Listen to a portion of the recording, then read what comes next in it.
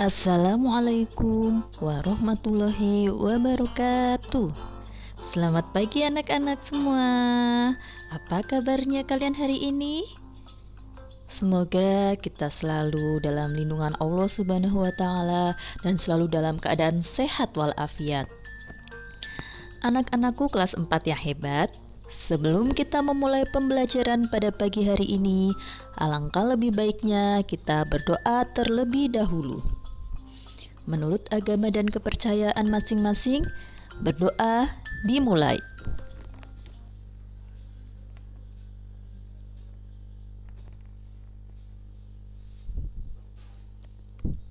Berdoa selesai.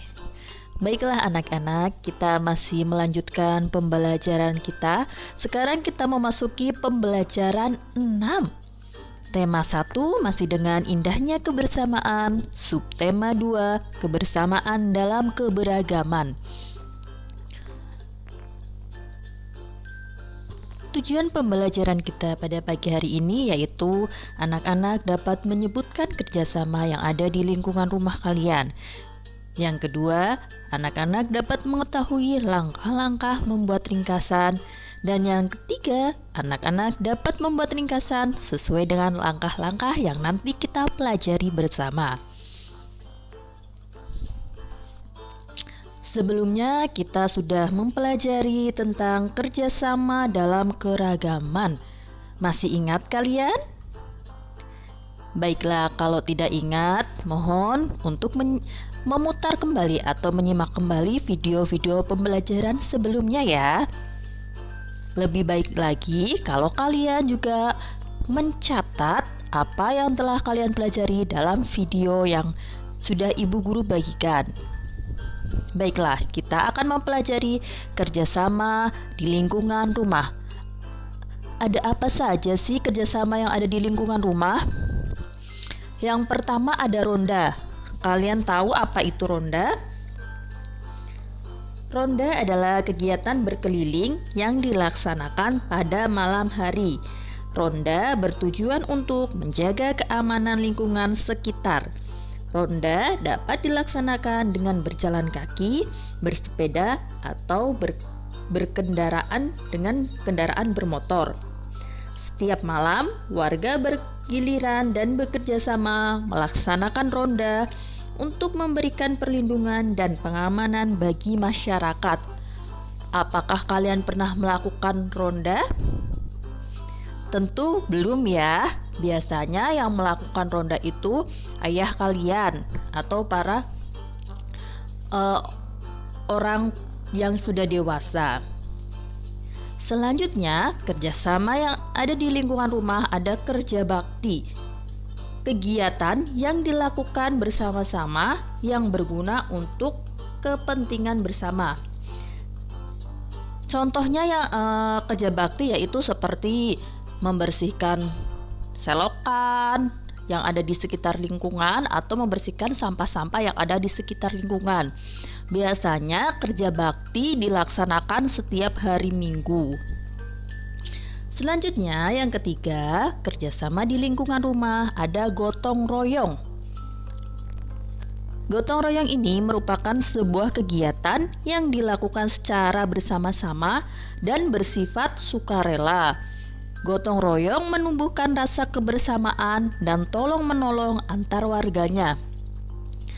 Saat terjadi bencana, para relawan bergotong royong membantu warga dengan memberikan bantuan, baik itu berupa makanan, tempat pengungsian, pakaian, ataupun lain sebagainya. Di sini contoh gotong royong ketika terjadi musibah kebakaran. Para warga akan saling tolong-menolong untuk memadamkan api supaya apinya tidak menjalar ke mana-mana. Selanjutnya, kerjasama yang ada di lingkungan rumah yaitu mempersiapkan hari kemerdekaan. Sebentar lagi kita akan memperingati hari kemerdekaan. Sudahkah lingkungan rumah kalian mempersiapkan hari kemerdekaan? Biasanya persiapan hari kemerdekaan seperti apa sih yang lingkungan kalian lakukan?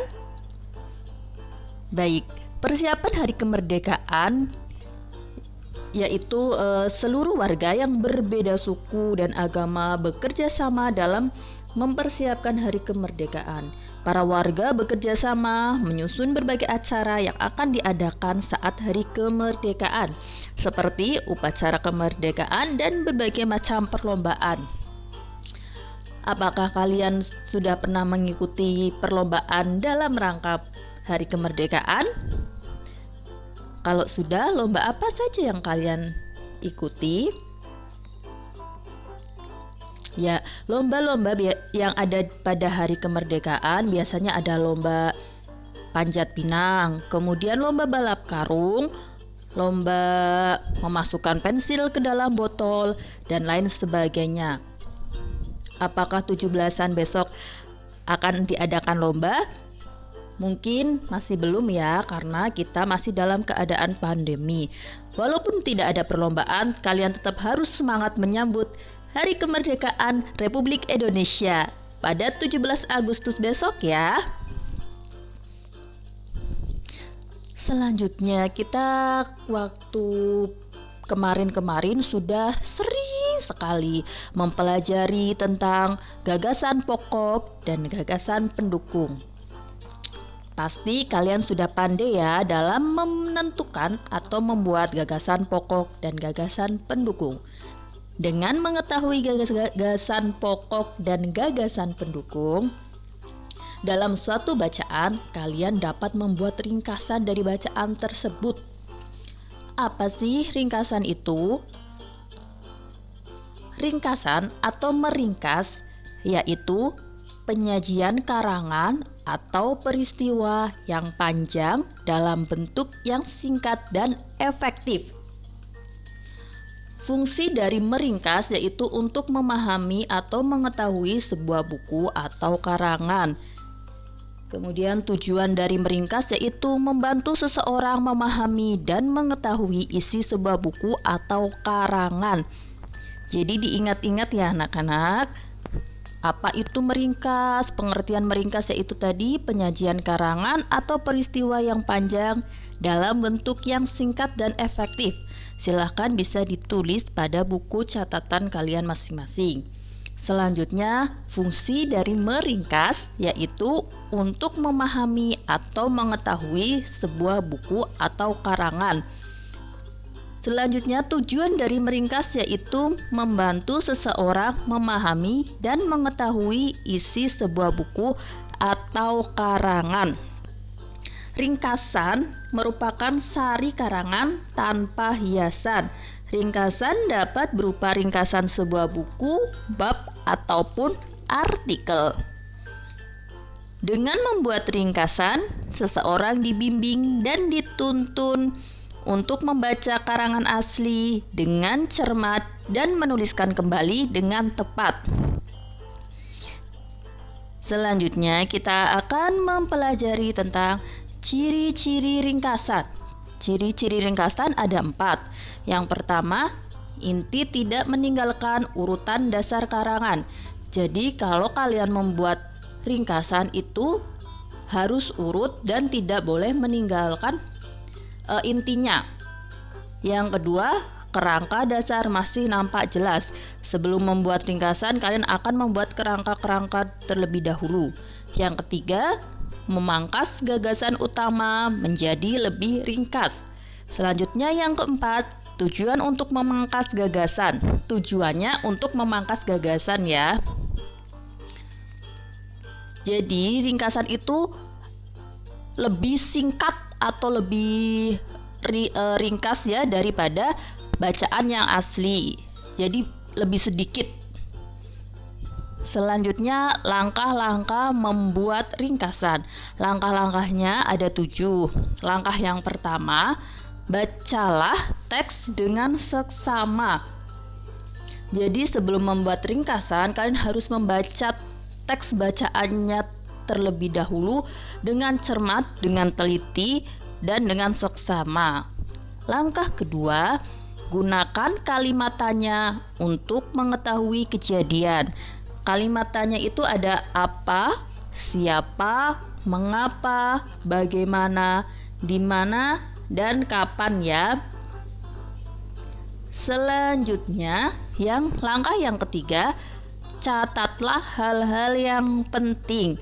Ketika kamu membaca teks, kemudian kamu mencatat apa saja sih hal-hal yang penting yang ada dalam teks bacaan tersebut. Atau bisa juga kalian garis bawahi. Langkah yang keempat yaitu buatlah peta pikiran. Membuat peta pikiran ini dengan cara mencatat gagasan pokok dan gagasan pendukungnya pada setiap paragraf. Jadi, setelah kalian baca, kalian catat atau garis bawahi hal-hal yang penting. Kemudian, kalian cari gagasan pokok dan gagasan pendukung pada setiap paragrafnya. Langkah yang kelima yaitu buatlah ringkasan berdasarkan peta pikiran dengan menggunakan bahasamu sendiri. Jadi tadi setelah kalian menemukan gagasan pokok dan gagasan pendukungnya, kalian membuat cerita baru dengan bahasamu sendiri, tapi tidak boleh meninggalkan atau berbeda dengan gagasan pokok dan gagasan pendukung yang kalian sudah tentukan tadi. Kalian mengembangkan gagasan pokok dan gagasan pendukung yang kalian tentukan tadi dengan bahasa kalian sendiri. Selanjutnya, langkah yang keenam yaitu urutan peristiwa harus sesuai dengan isi teks sebenarnya. Jadi kalau membuat ringkasan tadi, urutannya harus sesuai dengan teks tadi. Semisal pada paragraf 1 ada kalian menggunakan kalimat tanya apa, paragraf 2 kapan, jadi tidak boleh dibalik ya. Seperti itu. Selanjutnya langkah ketujuh yaitu gunakan kalimat yang ringkas. Hindarilah pengulangan kalimat dan bahasa yang tidak efektif. Yaitu tadi 7 langkah untuk membuat ringkasan. Sudah paham semua? Oke, kalau belum silahkan kalian baca kembali, kalian cermati bagaimana sih langkah-langkah membuat ringkasan tadi. Baiklah, untuk tugas hari ini, silahkan kalian membuat ringkasan sesuai dengan langkah-langkah yang sudah dipelajari. Bacaannya apa? Nanti bacaannya akan Ibu kirimkan pada Google Classroom untuk tugasnya ya. Ya, baiklah, sekian pembelajaran pada hari ini. Ingat ya, tetap jaga kesehatan, jangan lupa olahraga, jangan lupa jaga kebersihan juga, dan tetap makan makanan yang sehat dan bergizi. Sekian pembelajaran pada pagi hari ini. Wassalamualaikum warahmatullahi wabarakatuh.